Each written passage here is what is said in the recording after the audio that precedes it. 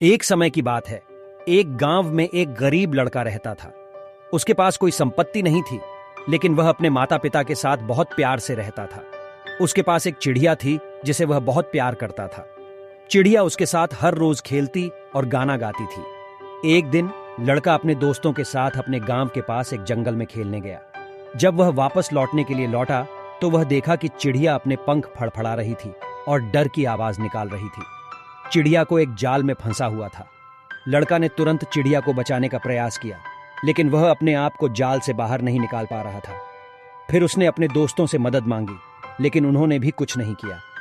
फिर लड़का ने विचार किया और देखा कि वह एक पत्थर ढूंढ सकता है जिसे वह जाल पर फेंक सकता है। लड़का ने एक पत्थर ढूंढा और उसे जाल पर फेंका। जब वह पत्थर चिड़ी में लगा तो चिड़िया उसे पकड़कर उड़ गई। वह बहुत खुश था कि वह चिड़िया को बचा सका।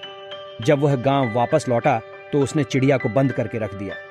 वह सोचता था कि चिड़िया उसे अब अपने पास रहने आ जाएगी, लेकिन चिड़िया बहुत दुखी दिख रही थी। लड़का ने चिड़िया से पूछा, तुम अब मुझसे खुश क्यों नहीं हो? चिड़िया ने कहा, तुमने मुझे बचाया है, लेकिन तुमने मुझे मुक्ति नहीं दी है। तुमने मेरी स्वतंत्रता को हड़प लिया है। लड़का ने अपनी गलती समझी और चिड़िया को वापस उड़ाने के लिए खोल दिया। चिड़िया खुशी से उड़ गई और लड़के को धन्यवाद दिया। यह कहानी हमें सिखाती है कि हमें दूसरों की स्वतंत्रता का सम्मान करना चाहिए। हमें किसी को अपने नियंत्रण में नहीं रखना चाहिए, बल्कि हमें सबको उनके खुद के रास्ते चलने की अनुमति देनी चाहिए। स्वतंत्रता महत्वपूर्ण है और हमें इसका सम्मान करना चाहिए।